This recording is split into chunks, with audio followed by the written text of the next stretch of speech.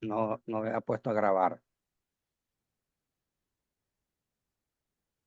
Ok, Voy a repito. salir. Voy a, Dime, que voy dime, a Carlos. salir, voy a tener la computadora prendida, pero voy a salir un momentico que tengo que arreglar a las niñas que van a salir, pero es un ratito, a Ok, darles desayuno y eso.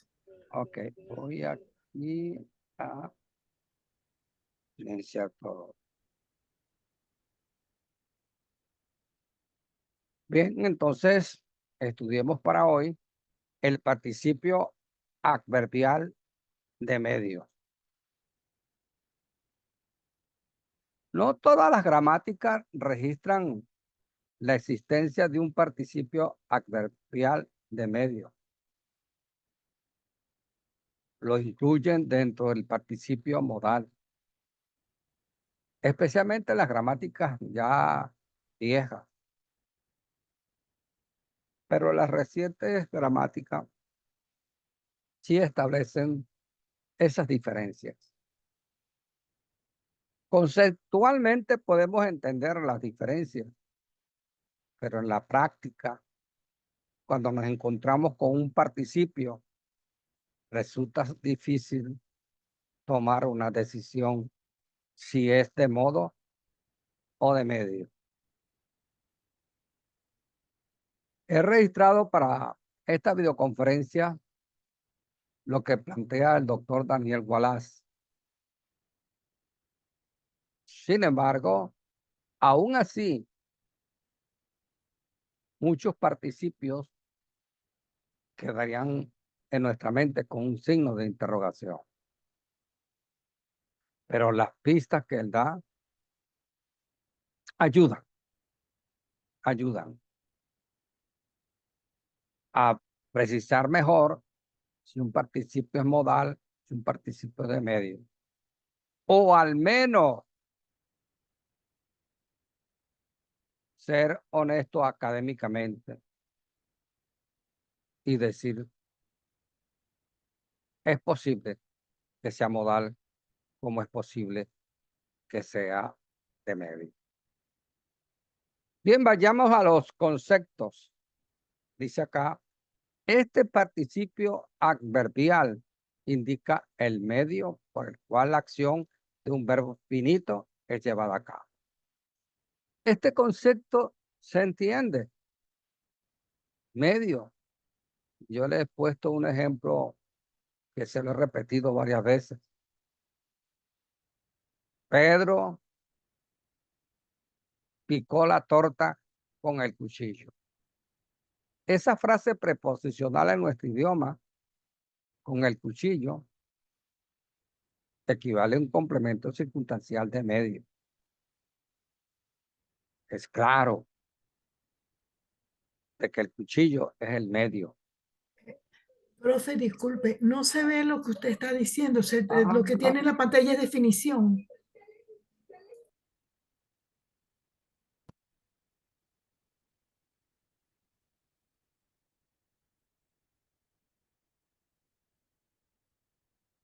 Luis, se ve.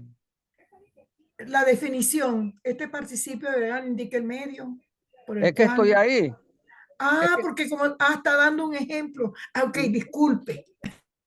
es que yo a veces leo y comento las diapositivas y muchas veces mis comentarios no están en la diapositiva, como fue en este caso. ¿Eh? Por eso no lo iba a encontrar ahí. Les decía el ejemplo en nuestro idioma. Pedro cortó, picó la torta con el cuchillo. Esa frase preposicional con el cuchillo es un complemento circunstancial de medio. Y es fácil, porque el que corta es Pedro, o pica la torta es Pedro, pero él utiliza un medio, el cuchillo. Esa es la idea del participio griego de medio. El problema surge porque tanto el participio adverbial de medio como el participio adverbial de modo responden al mismo interrogante. ¿Cómo?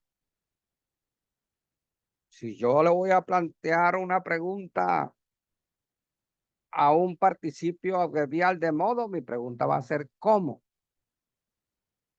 Igualmente si se la planteo al de medio, ¿cómo? De modo que tenemos que ir más allá y meternos con el campo semántico, con el contenido,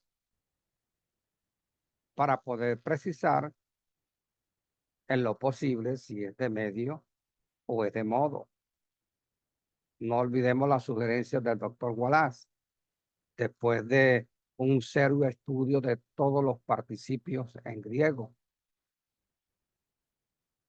Y hoy en día, gracias a los software, resulta más fácil que antes, porque antes, recuerdo a mi profesor Hanna, que él decía que hay que irse a pie, antiguamente, con el dedito, contando los participios y viendo. ¿Verdad? Hoy hay software que de manera precisa nos indican todos los participios griegos del Nuevo Testamento. Y lo mismo hacen con cualquier documento clásico, secular, extrabíblico. Y eso es una gran ayuda para estudiar el uso de los participios. ¿Eh? Entonces, después de tanto estudiar, él nos aconseja, vean si la idea del participio refleja alguna emoción, alguna actitud, como una reacción emotiva ante algo. Si es así, dice él, es de medio. Pero si indica más bien en la manera de cómo se realiza la acción, entonces es modal. Y él da otras sugerencias. Bueno, entender esto, estos conceptos, estas pistas que nos da Daniel Wallace y otros gramáticos, eh, no es difícil.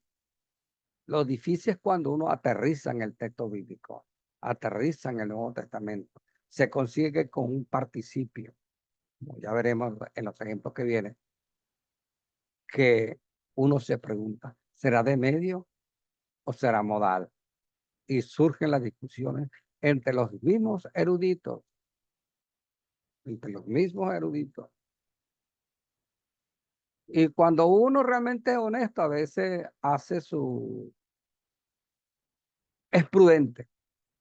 Yo creo que yo le comenté a ustedes de un sermón que yo preparé hace más de 30 años y lo tenía congelado, lo escribí palabra por palabra, porque donde yo estudié se nos exigía las dos maneras, hacer un bosquejo, saber usar el bosquejo en la predicación y también escribirlo palabra por palabra. Este sermón, palabra por palabra, nos aconsejaba que lo hiciéramos al menos una vez al mes, porque tiene su ventaja. Influye sobre el bosquejo, o Morillo influye en la manera de uno explicar o presentar el sermón, porque el sermón en sí es lo que se dice en el púlpito. Entonces, era un texto sobre Hebreos 11. Tenía que ver cuando dice, después la fe, la certeza. Esa palabra certeza en griego es hypostasis y admite varios significados. Uno de ellos es esencia. Después la fe, la esencia.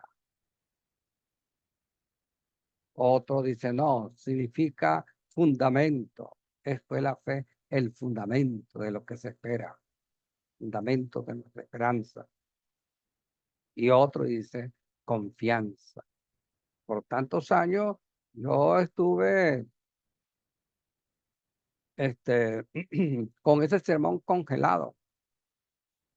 Y recientemente tuvimos la cumbre educativa, el diálogo nacional de MINEC. Me tocó predicar Y por fin desempolvé ese sermón de hace tantos años, porque tomé una decisión después de estudiar bastante y llegué a la conclusión que la idea es fundamento. La fe es el fundamento, es la hipóstasis que sostiene nuestras esperanzas.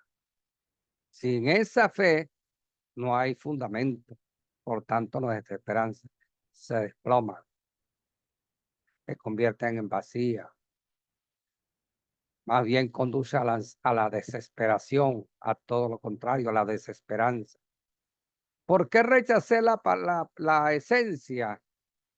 Porque esa interpretación estaba más influida por una hermenéutica, una filosofía aristotélica, por ahí. ¿Por qué rechacé la palabra confianza? Porque me da la impresión que traducir la palabra fe por confianza es reducir la fe simplemente a un acto humano. En el texto de Hebreo se ve que hipóstasis, es decir, la fe, tiene un elemento sobrenatural. Aquí me acordé mucho de el doctor Ed Bromer, que ya murió. Conversé en estos días con un profesor de Prometa y me dijo que él murió, que lo conoció. Él nos decía, la fe es conclusiva. Es decir, en la fe hay un elemento natural y un elemento sobrenatural. El elemento natural es el hombre, que el hombre tiene que abrir su corazón para que realmente nazca en él la fe. El hombre fue creado para creer, para tener fe. Lamentablemente el pecado corrompió esa naturaleza. Según los calvinistas, está muerto. Según los arminianos, está gravemente enfermo. De todos modos, eso quiere decir que necesita la intervención de algo sobrenatural.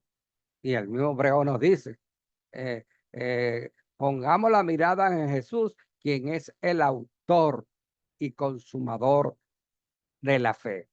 Pero dos elementos, el natural, por la capacidad que Dios le dio al hombre de creer, por tener la imagen de Dios, y por otro lado, por la intervención divina de nuestro Señor Jesucristo. Entonces, por fin decidí, rechazo esta y me quedo con fundamento. Fundamento donde realmente es creado por la palabra de Dios, por el oír la palabra de Dios. Entonces, ves, después de tantos años, llegué a una conclusión. Así va a pasar con muchos participios griegos, eh, que quedaremos con incógnita. ¿Será esto? ¿Será esto? Puede que en el transitar de nuestros estudios académicos, de nuestros estudios con el Señor, lleguemos a una decisión, pero esa decisión tiene que estar este, bien sustentada. No como algunos que predican sin tener temor a Dios. Yo he conocido predicadores donde toman una palabra y la sustituyen por otra. Ven la palabra Israel y ahí colocan Venezuela y hacen decir realmente al profeta lo que el profeta dijo para Israel. No, eso es un error. Eso, uno realmente debe, eh, este, uno es un vocero de Dios, un vocero de Dios, es la voz de Dios aquí. Al proclamar, explicar la palabra de Dios. Y yo no sé cómo hay predicadores que no tienen temor. Uno tiene que subir al púlpito con la seguridad que tenían los profetas. Así dice Jehová. Si no está seguro de lo que va a explicar, es mejor que siga lo que yo seguí. Congelar el sermón hasta cuando usted esté seguro. O presentar las diferentes opciones que puede tener. Por ejemplo, Calvino traducía esa palabra por esencia, si la memoria me falla. Pero hay otros que lo... Hoy en día muchas traducciones lo traducen es por confianza, pero yo tengo mi objeción a confianza, por lo que le acabo de decir. Bueno, De retoma... acuerdo. Ah, dígame, hermano. Pero, o sea, en su opinión, no debe ser traducida por confianza, la palabra fe, Ujú. pues que apenas, o sí la acepta como una pequeña parte de lo que debería ser el concepto de fe, o Sí, la desecha totalmente. mire, hermano, la palabra griega hipóstasis tiene esos significados. Eso no lo podemos negar. La palabra fe significa confianza. La palabra fe significa fundamento. La palabra fe significa esencia, naturaleza. Y por otra parte, cuando la traducimos naturaleza, se da pie para que se exprese el mensaje de los neopentecostales, que cuando usted habla en fe, entonces esa fe hace realidad, esencia a la esperanza. No, esa idea tampoco puede tomarse. ¿Por qué? Porque lo que se espera tiene un elemento futurista, es invisible, no existe en el momento, solo existe en nuestro corazón. ¿Ve? Entonces, yo reconozco que esas palabras tienen su significado, pero hay que ir más allá a lo que se llama el usus loquendi. De tanto significado, ¿cuál es el que cuadra aquí en el texto? Bueno, después de todo ese estudio, esa es mi conclusión. La fe no es humana, por tanto, no la traduzco como una confianza que hace un énfasis subjetivo. La fe no es realmente esencia, influido por una concepción aristotélica, filosofía. No, para mí la fe es fundamento. Y hay muchos eruditos que apoyan mi decisión. ¿Ah? Entonces, llegué.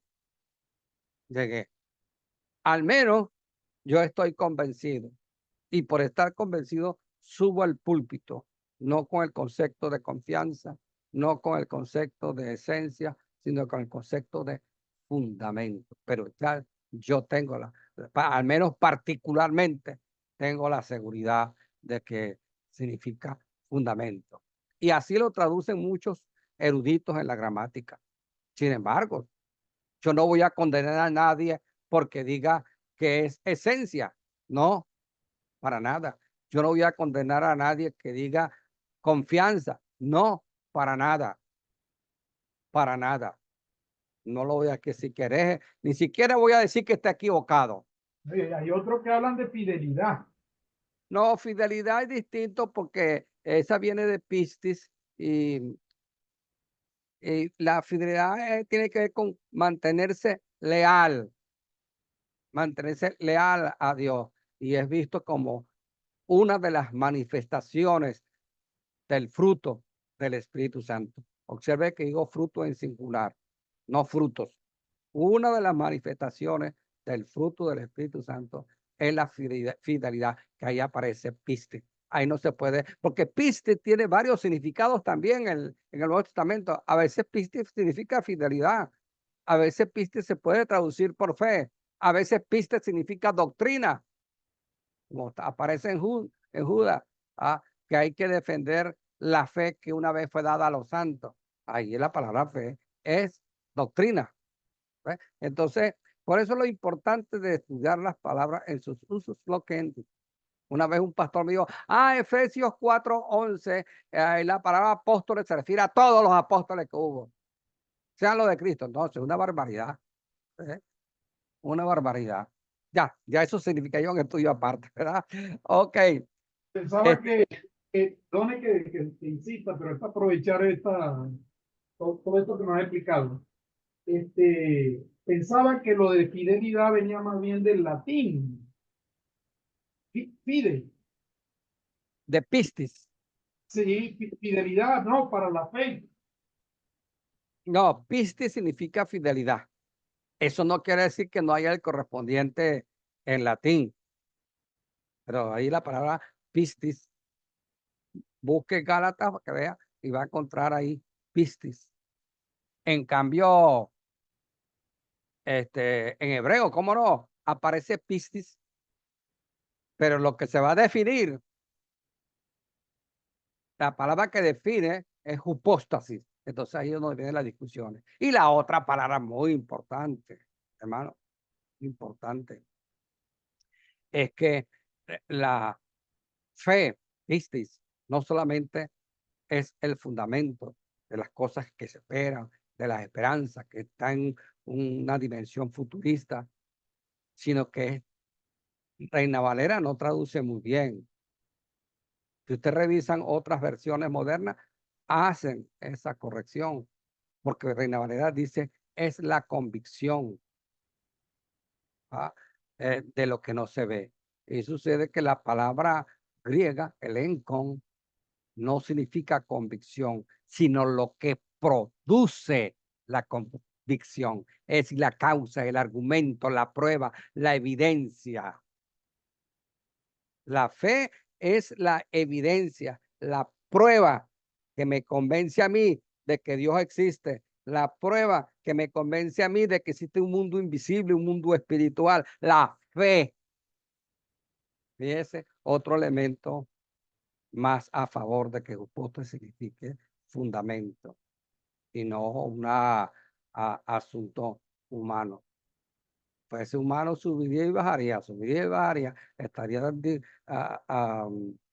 dependiendo del intelecto, dependiendo de las emociones, qué sé yo. No, es argumento.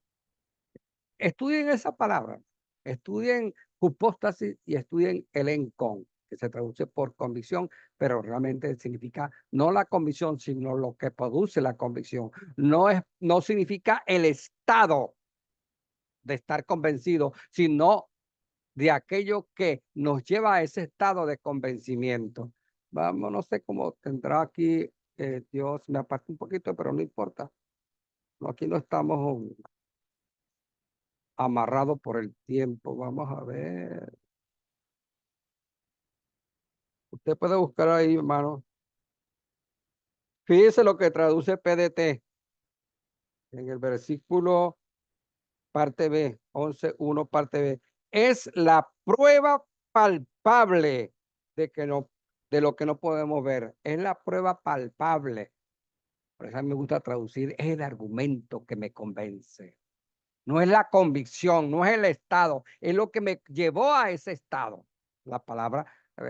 Entonces, después de tantos años, me invitaron a predicar y yo realmente decidí, sentí mi corazón a hablar sobre eso. Me puse a estudiar y tomé mi decisión y lo prediqué. Y lo prediqué. ¿Sabes? No sé si, hermano Jesús. Bueno, hermano, haga su estudio. Siempre, hermano, por eso ante esta cosa, uno nunca puede dejar de depender del Espíritu Santo. Por más títulos académicos que tenga. Porque mire, mientras uno estudia, más interrogantes surgen. Interrogantes que son bonitas porque nos producen un escozor, un deseo de saber y profundizar, meter más la pala en el texto sagrado y descubrir tesoros. Yo lo veo positivamente, todas esas cosas. Bien, aquí hay una pregunta. Sí, dice aquí el hermano Jesús, la palabra fe viene del latín fide. Claro, es que fe tiene su equivalente en latín. Y cada palabra griega tiene su equivalente en latín. Pero nuestro Nuevo Testamento no se escribió en latín, se escribió en griego. El problema lo tenemos cuando algunos traductores transliteran, como el caso de logos, que yo hubiese preferido que hubiesen dejado logos. No, ellos tomaron fue la palabra latina, verbum, y lo tradujeron al castellano, verbo. Pero no, el estudio léxico lo tenemos que hacer es en el griego, no en el latín, ¿sabes? Ok. Bueno, aquí hay unas sugerencias que plantea Daniel Wallace para abordar el estudio del participio modal y medio. La semana pasada vimos el modal. Dice acá, primera sugerencia de Daniel Wallace. Ambos, El participio de modo y el participio de medio responden a la pregunta ¿cómo? Y aquí surge la primera dificultad, porque ambos responden a la pregunta ¿cómo?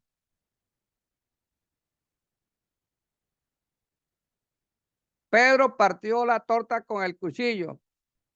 ¿Cómo la partió? Con el cuchillo. Con el cuchillo. Pedro cayó de espalda. ¿Cómo cayó? De espalda. Aquí tiene un sentido modal la frase preposicional. Hay participios en donde no tendremos mucha dificultad para discernir si es modal o es de medio. Pero hay otros que sí son difíciles. Y a lo mejor nos quedaremos como pasa conmigo, de admitir esas posibilidades, esas posibilidades. Y aquí es donde entra en juego también la comunidad de fe. Primero, ambos, el participio de modo y el participio de medio, responden a la pregunta ¿cómo? Segundo, se debería escribir por medio de antes del participio que está siendo traducido. Bueno, esto en el caso que sea un participio de medio, es bueno escribir por medio de y colocar el infinitivo en nuestro idioma, el participio.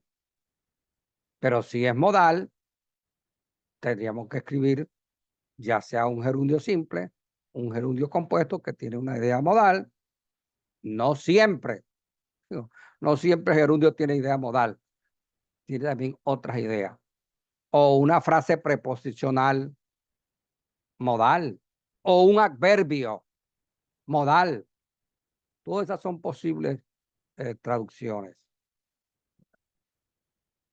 Dice aquí, si esto no encaja o no suena con sentido, no es un participio de medio. Sí, es un buen consejo, pero tampoco es definitivo, porque caemos en el terreno de la subjetividad y podemos buscar volteretas lingüísticas o qué sé yo, para tratar de encajar al participio, ya sea como modal o como medio. Pero es una sugerencia que debe considerarse. Se presenta un exabrupto, realmente expresa un medio y no la manera, de modo que requiere un estudio semántico del participio, un estudio del contexto para estar seguro. Pero este camino no siempre va a ser fácil. El texto que yo siempre le he citado de Efesios, esos participios pueden ser traducidos de diferentes maneras. Pero ¿qué ocurre?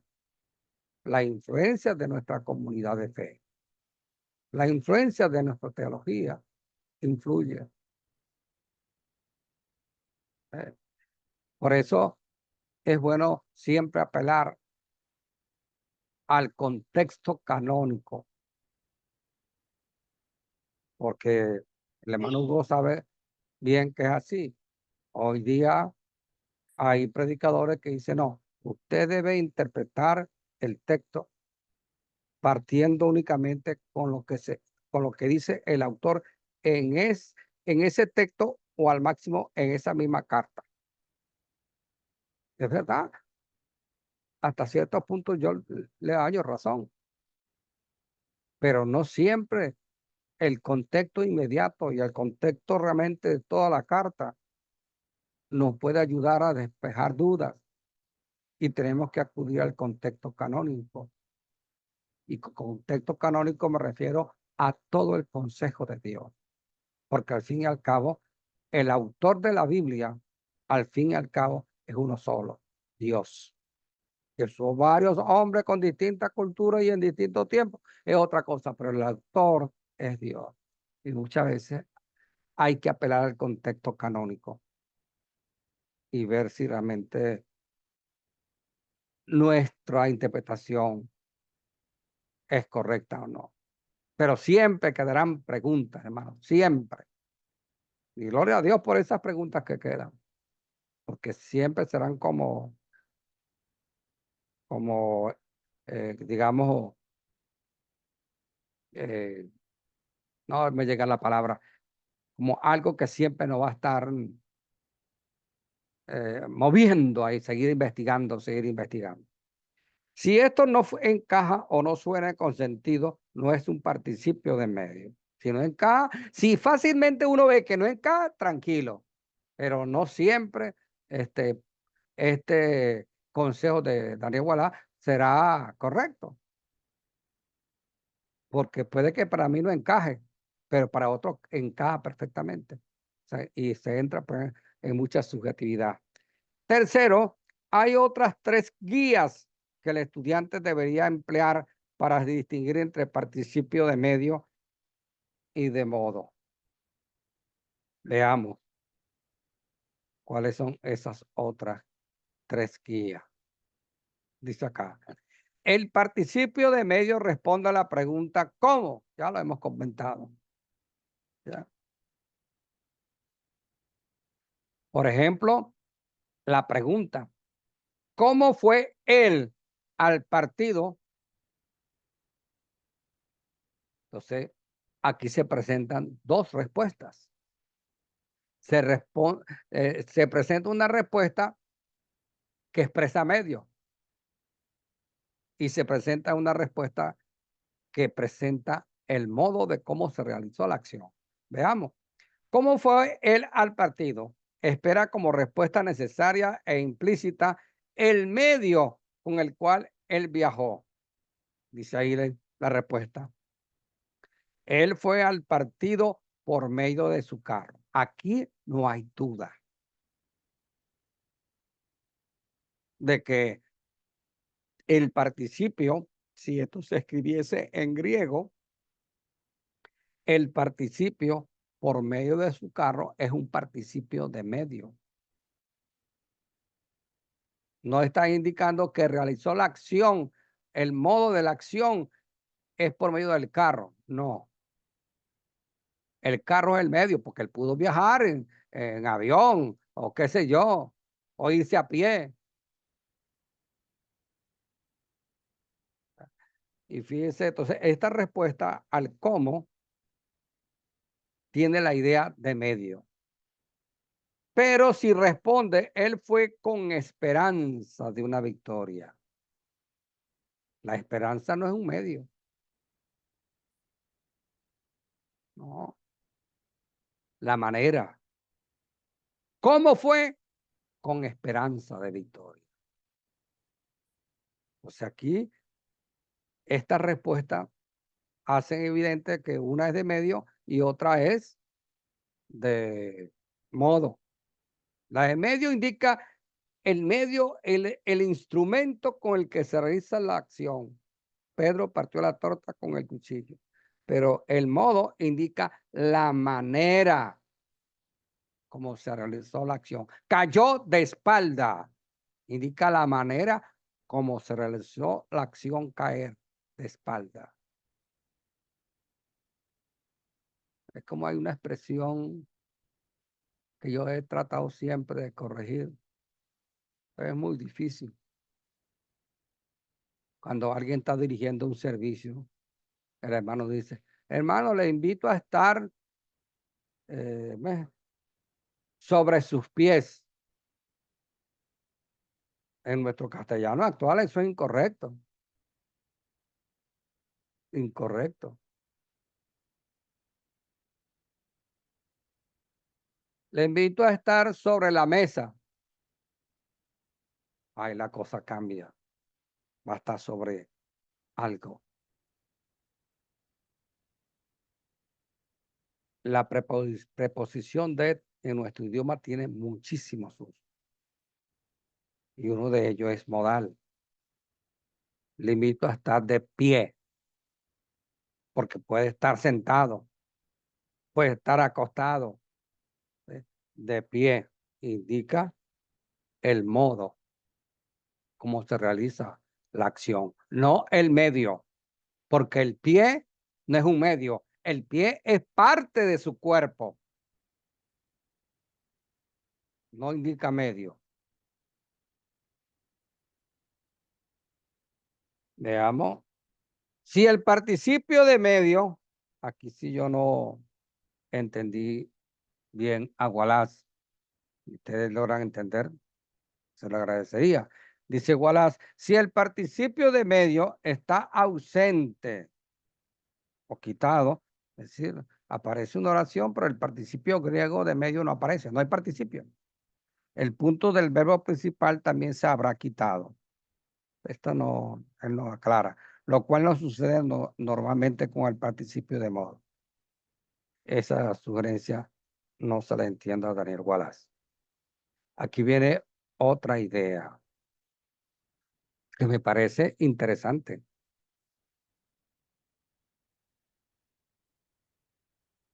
El participio de medio, algunos gramáticos no lo llaman de medio, lo llaman participio epexegético. Parecido a la aposición. Dice ahí, cuarto, el participio de medio podría denominarse participio epexegético. Y así, repito, lo llaman muchos gramáticos. Puesto que define la acción del verbo principal. La define. Quinto, es decir, en vez de expresar el medio, digo, en vez de expresar el modo de cómo se realiza la acción, en vez de expresar la descripción de cómo se realiza la acción, expresa más bien, la define, la explica. Quinto, relacionado con lo anterior.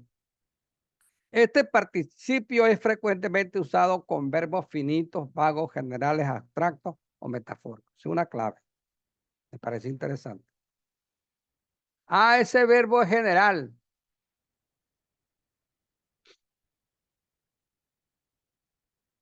Perdón. Ese verbo es general. Ya voy a explicarme sobre qué eso es general. Es abstracto. Dice Daniel Wallace que si el verbo finito es vago, general, abstracto o metafórico, entonces es de medio.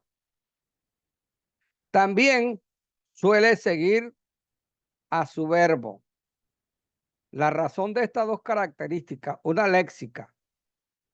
La léxica es si el verbo es abstracto, si el verbo es metafórico, si el verbo es vago. Y la otra es estructural, porque tiene que ver con el orden. ¿Cuál aparece primero? ¿El verbo y luego el participio? ¿O aparece primero el participio y después el verbo? Dice acá, si el verbo necesita ser explicado, entonces este es el término más vago. Entonces vamos por el camino que nos está sugiriendo él. Aquí está un ejemplo.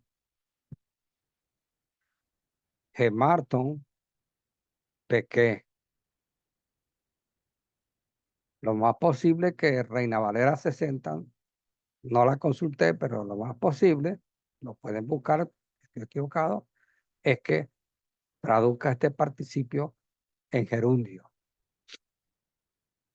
Y el gerundio le complica la interpretación al lector común. Primero, porque la gente piensa que el gerundio expresa una idea modal. No. Él puede expresar la idea de que cualquier cláusula subordinada adverbial.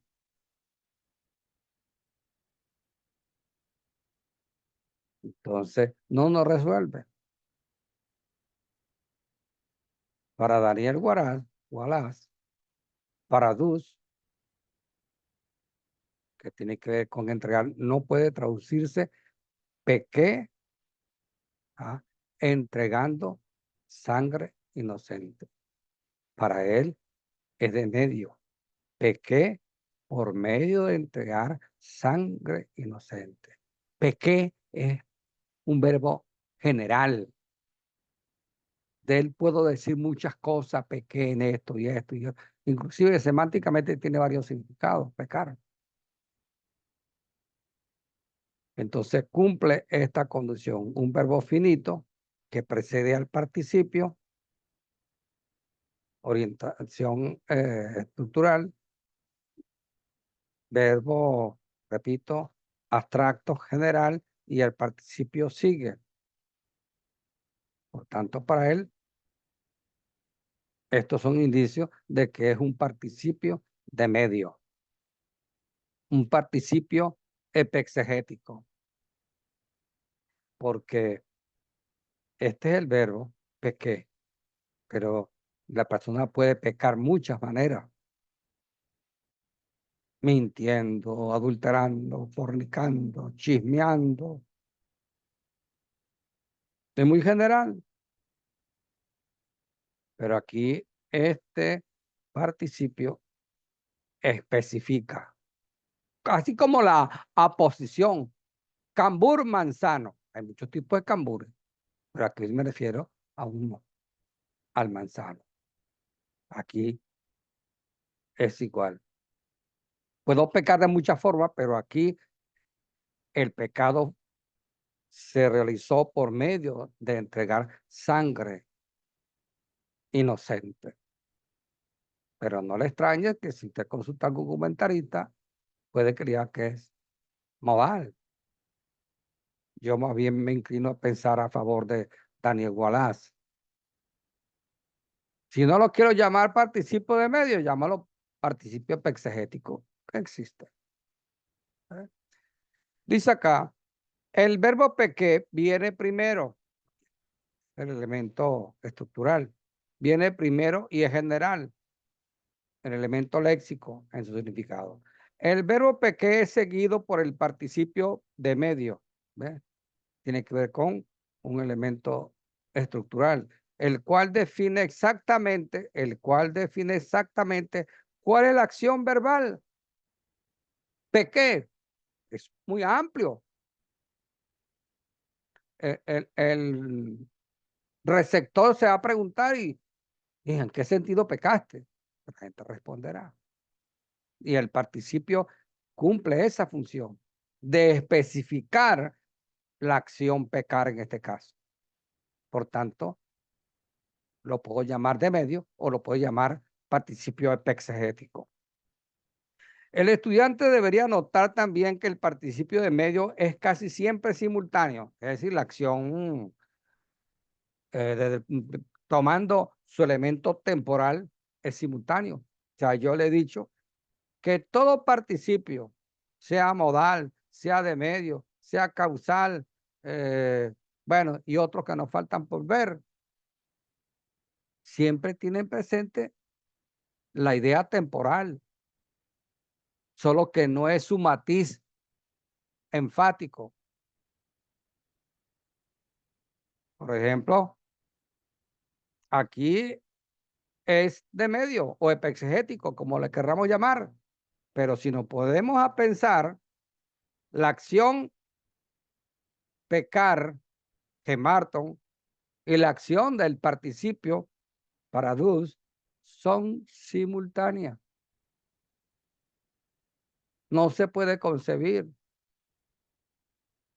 que es un participio antecedente, es decir, que primero ocurre la acción de entregar y después pecar, o subsecuente, no, es simultánea.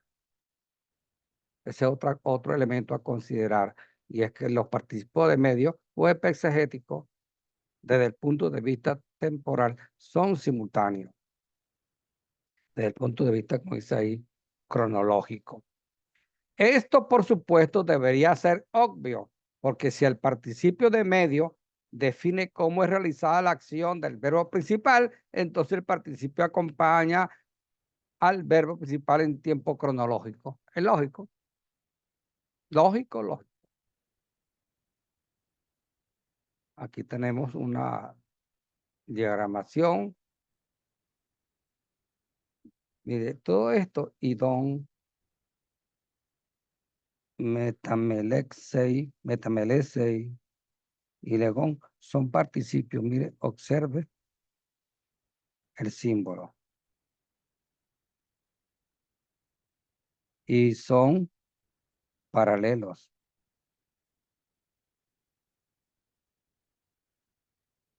Pero no paralelos porque todo se depende de acá, no. Sino cuando uno estudia, bueno, aquí está idón. Bueno, tenía yo que estudiar como acá para decir si son paralelos. Pero hay claves cuando sí. Idón un participio, este otro participio, y aquí está el que nos interesa. Diciendo, y aquí está todo esto que está aquí. Por eso el participio tiene naturaleza verbal también, porque él puede llevar objetos, en este caso objeto directo. Siendo más específico, esta es una cláusula subordinada sustantiva de discurso directo. Es decir, que aquí debe aparecer un punto alto. Aquí. Y vea el símbolo con las paticas hacia abajo. Aquí está el sujeto de pecar, pecó. Y mire el símbolo del participio, que es este, ¿va? Y tiene complemento directo. Entregándolo, allá creo que Reina Valeria y muchos otros, ¿va? O por medio de la entrega de la sangre de él. No pude eliminar esto que está aquí. Vamos a ver. Aquí tenemos otro ejemplo. De colocar acá. Ajá. Saulo, pero Saulo se fortalecía, aquí está este, se fortalecía aún más con este malo, más, y confundía, aquí está, y confundía ¿ve? A los judíos, objeto directo. Y este es un participio, mire que es adjetival, modifica a judío y mire llevar título. ¿Sí? Confundía a los judíos que habitaban en Damasco por medio de demostrar que este era el Cristo. Es decir, este participio ¿ah? Que sigue al verbo, a los dos verbos, a confundir, por medio de demostrar que este era el Cristo. O sea, no expresa para Daniel Guaraz el participio zumbi bason, una idea modal, demostrando que este era el Cristo, sino más bien una idea de medio, por medio de demostrar con las pruebas que presentó, confundió pues a este. Vamos a ver, bueno, aquí está la diagramación, pero Saulo, que es el sujeto, se fortalecía aún más y confundía a los judíos, que está el participio adjetival, modifica judío, mira el símbolo, ¿verdad? Y los confundía, se fortalecía y los confundía, son bipason, por medio de, dice él, no es modal, por medio de, o sea, ¿qué medio usó el autor para confundirlo y fortalecer esto que está aquí?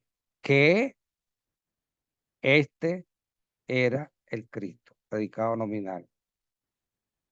Esto que está aquí viene siendo el medio, por medio de demostrar esto. Tengo acá, observa el participio katoikuntans. Es un participio adjetival en la segunda posición. Bueno, ya lo comentamos. Aquí hay otro, 1 Corintios 4:12. Y nos fatigamos. Fatigamos que podíamos. Esta palabrita no recuerdo en este momento, pero este es el participio que para Gualás es de medio. Nos fatigamos por medio del trabajo. O sea que el medio, el instrumento que usó Saulo para fatigarse fue su trabajo. Por medio de trabajar con nuestras propias manos. Entonces, repito, él lo traduce como un participio de medio. Apliquémosle todo lo que hemos estudiado. ¿Ah? Sigue al verbo. Verbo es esto. Preguntémosles cómo. Veamos la posición. ¿Cuál es la otra idea que él sugiere? Sugiere el campo semántico, el, el léxico, digamos. Y temporalmente es simultáneo. Y aquí está uno, estos son otros participios. Aquí. Y son concesivos, que todavía no lo hemos visto. Y lo traducen: a pesar de ser insultado, bendecimos. A pesar de ser perseguido, lo soportamos. Los otros participios, loidorumenoi y diocomenoi, son participios adverbiales de concesión. Todavía no lo hemos visto. Fíjense, cuando yo les hablaba y le decía al hermano Jesús, porque nosotros vimos los participios, pero el punto de vista morfológico, el punto de vista sintáctico lo estamos viendo ahora. Y no son fáciles. Hay gramáticas enteras, libros enteros dedicados al estudio del participio griego. Bueno, este es el pedacito que tomé. Nos cansamos por medio de el trabajo con nuestras propias manos. Veamos esta oración un poquito complicada. Efesios 1:20. Aquí dice el cual tiene que ver con esto, pronombre relativo. Y si uno estudia el contexto, se da cuenta que el cual, tiene como antecedente el poder. El poder, el cual, es decir, el poder, él ejecutó en Cristo. ¿Dónde estoy? En Cristo Casizad. Yo no sé por qué mezclé aquí. Aquí es donde no, aquí fui. El cual, es decir, el poder, él ejecutó en Cristo por medio de levantarlo del participio, por medio de levantarlo de Autón, de los muertos, y por medio de sentarlo a la derecha de él en los cielos. Entonces, este participio y este participio para Wallace es un participio de medio. Este Kai nos indica que ellos son paralelos. Es decir, si este es de medio, este es de medio. O sea, aplíquenle las diferentes sugerencias que plantea Wallace para discriminar entre modal y medio. A veces será fácil, a veces no. A veces no. Bueno, ahí está la traducción. Coordinado todos participios, este y este. Y los dos son, según Wallace, participios de medio. Aquí tenemos, este texto lo estudiamos en una de las exegesis que dio hermano Jesús. Dice, porque aquí lo tenemos, porque Él es nuestra paz, porque Él es nuestra paz. El que hizo, de ambos pueblos en uno solo. Y debe quitar aquí. Y derribó en su carne la barrera de división. ¿Y dónde está el participio? Aquí está. Luzaz. Derribó, anuló, quebrantó en su carne. Y aquí está un apósito. Es Efran. Las utilidades en la carne de la ley de los mandamientos. Aquí, por medio de anular la ley de los mandamientos. Este otro participio. Por medio de. No todos van a estar de acuerdo que sea de medio. Pero sí, hay esa posibilidad de que sea un participio de medio. Requeriría pues más estudio, uno más que otro. Fíjense en mi caso por un análisis léxico. ¿Cuánto tiempo demoré? Decidí más bien, por temor a Dios, congelarlo durante más de 30 años. Bueno, así pasará con esto. Lo importante es subir al púlpito estando persuadido. Y aquí dice el Señor. Bueno, aquí tenemos la diagramación. Estos participios son de medio, son iguales, tienen la misma jerarquía. Si este de medio, este de medio. Y también cumple la ley de Grand Charpil. El autor de esta acción y el de esta acción es el mismo. Tienen el mismo referente. Vamos. Bueno, aquí está algo que, déjeme ver si es este. Bueno, y va a ser igual, no es el que yo quería. Aquí este imperativo lo traducen por humillado, pues bajo la poderosa mano de Dios y está bajo la poderosa mano de Dios. ¿Para qué? ¿Ve? ¿Dónde está el para qué? Para que Él os exalte, para que Él exalte a vosotros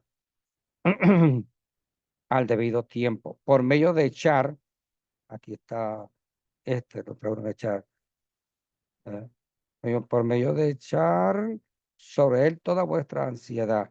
Fíjese, nos dice echando. Él está aquí, establece el medio, por medio de echar sobre él toda vuestra ansiedad. Yo pienso que este participio puede verse como modal, puede verse como de medio epigético. Para mí resultaría un poco difícil tomar una decisión por ahora respecto a él. Bueno, esta es la diagramación. Específicamente este el verbo y este.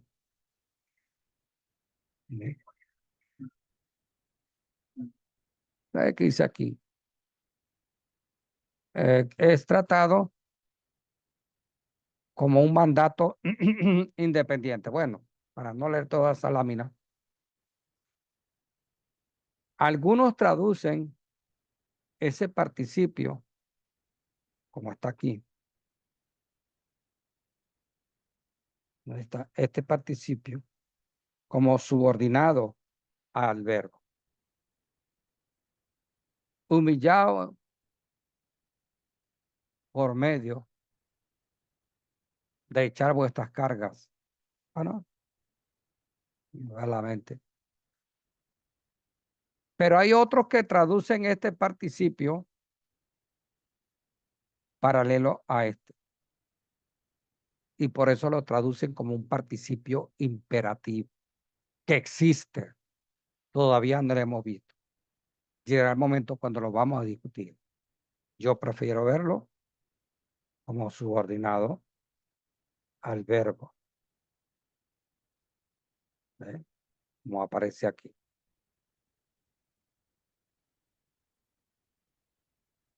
Leamos aquí, es tratado como un mandato independiente en muchas traducciones modernas.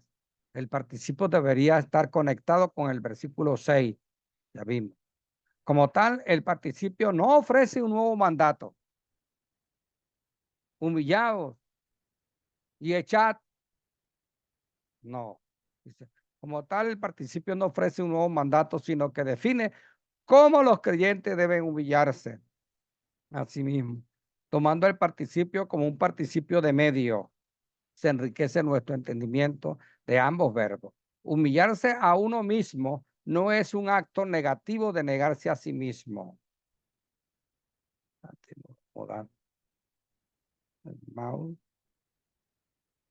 Ahora sí. Dice que el participio siga el verbo, considerando la sugerencia de Daniel Wallace. 2. El verbo es vago, con necesidad de una definición. Tomar esto como un participio de resultado, porque algunos lo traducen un participio de resultado también, es problemático, ya que está en ahorito. Ya eso lo vimos. Vamos a ver aquí. Yo quería...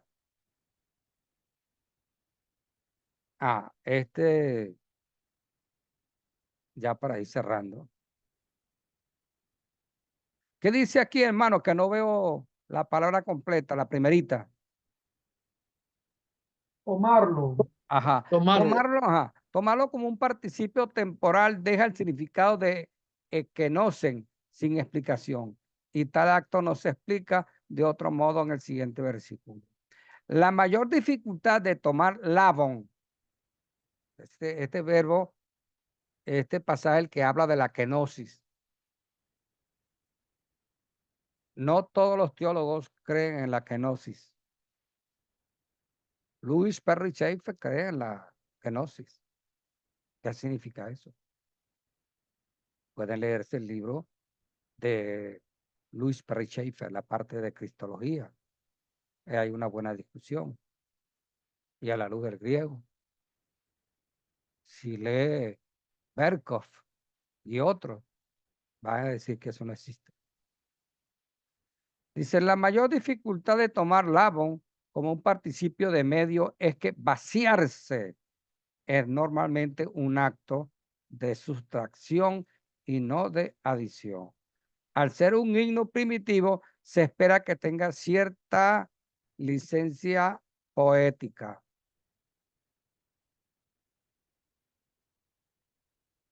Los filipenses fueron exhortados a no hincharse a sí mismos con una gloria vacía, porque Cristo fue un ejemplo de alguien que se vació de su gloria.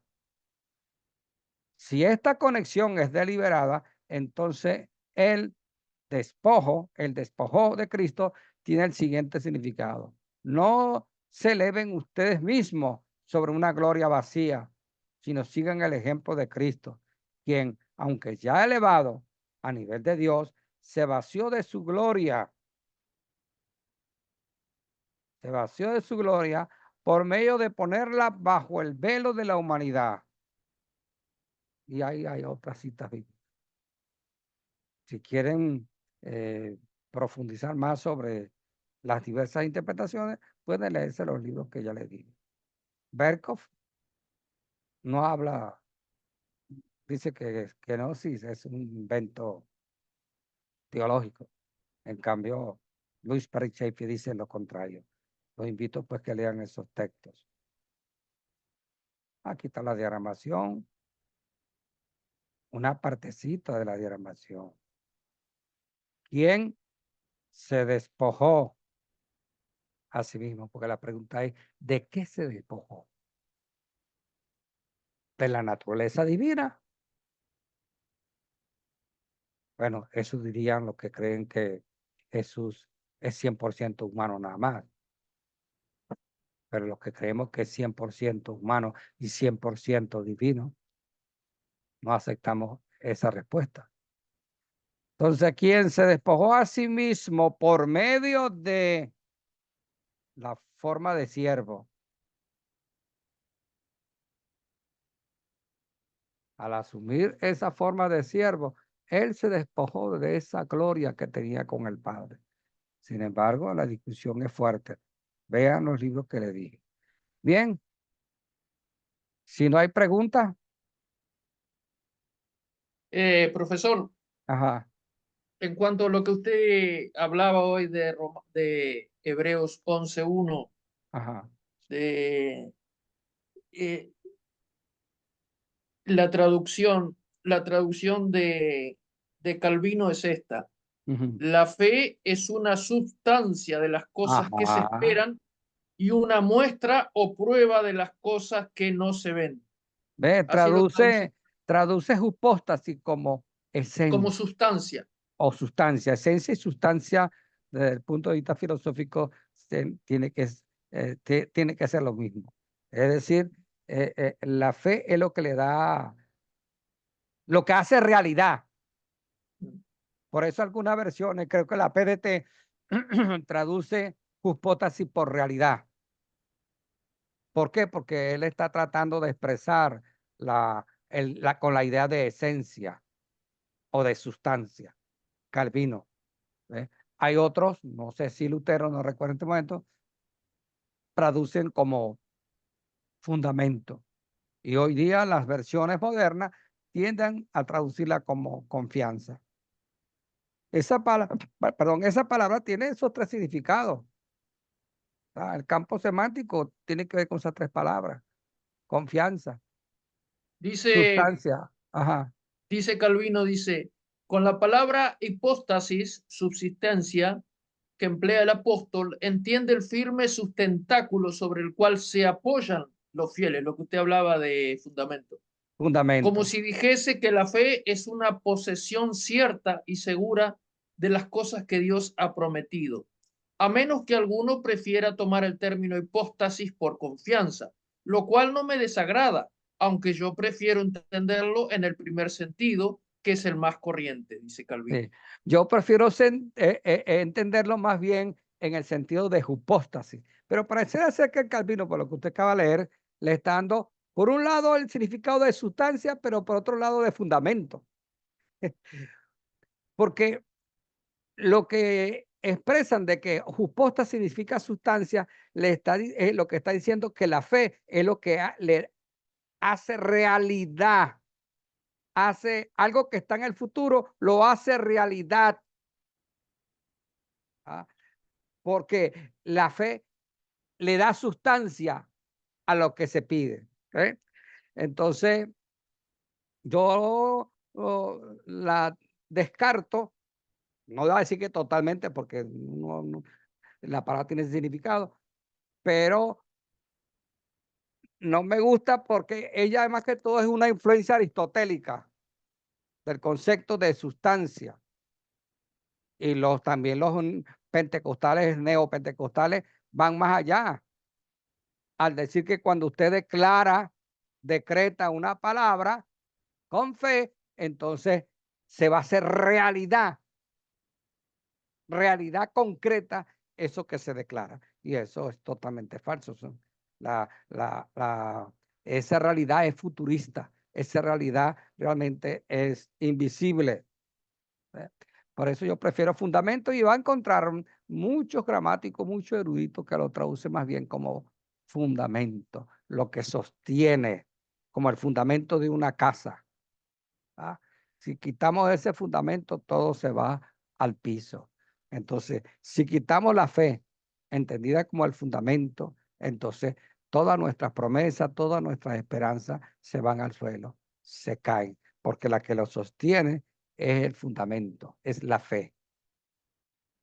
Y digo, la fe tiene un elemento natural y un elemento sobrenatural. Lo da a entrever también la palabra convicción. Ejemplo, para los erasmianos, es decir, arminianos, gracias a la gracia preveniente. ¿Ah? Dios, debido a la gracia preveniente que se ejerce cuando el Espíritu Santo convence, persuade, etcétera, de pecado, se restaura la fe que estaba enferma en el hombre. Por eso hablamos de una fe concursiva en donde participa el hombre y participa Cristo. Porque Cristo dice, ese mismo pasaje, es el autor y consumador de la fe. Ambos participan. Para el calvinista no. Para el calvinista que creen en la gracia irresistible, es Dios. Él está muerto, totalmente muerto. Para el arminiano está enfermo, muy enfermo, pero está enfermo. Para el que habita no está muerto. Entonces esa fe necesita ser resucitada y lo hace a través de la gracia eficaz, la gracia irresistible, como dicen ellos. Bueno, ya esto es otra discusión, ¿verdad? Pero sería bueno que se dedicaran a la tarea de leer distintas versiones, tanto de tendencia protestante como católica, y van a ver los distintos significados. Hoy en día pareciera ser que lo traducen más por confianza, porque ven la confianza. Yo la rechazo porque veo ahí que se enfatiza es el elemento humano. Confianza, todo el mundo tiene confianza. Piensa en su esposa, en sus hijos, bueno, qué sé yo, pero aquí es una confianza distinta, es una confianza sobrenatural, no es cualquier confianza, por la naturaleza de la palabra, ¿eh? Por la naturaleza de la palabra hipóstasis, por la naturaleza de la palabra elenco, que se traduce por convicción, no, que traduce por convicción, pero significa lo que produce la convicción. El argumento que emplea Cristo, el argumento que emplea Cristo hace que se reanime, digamos así, la fe en el hombre, la fe del hombre. No, puede, ¿a otra pregunta, hermano? No, Ok, hermano, ok. Yo creo que también creo que ya es la hora. Vamos a orar. Dios y Padre, gracias te damos por esta mañana preciosa, hermosa. Te pido en este momento por mi país, todavía, Señor, se encuentra en una tensa calma. Permite que de esa tensa calma pueda pasar a calma total. amén, Señor. Sigue tomando el control de todo, Señor. Los gobernantes, desde el nivel más alto, que es el presidente, hasta el nivel más bajo. Amén, Señor. Padre, guárdanos, protégenos, Señor, de cualquier peligro. Bendice a mis hermanos, bendice a su familia. En el nombre de Jesús, amén y amén. Amén. Bien, hermano, nos vemos Bendiciones. entonces. Yo siempre tengo problemas para pagar esto. Vamos a ver por aquí. Ajá, por aquí sí. Bueno, hermano, Dios lo bendiga. Chao, pues.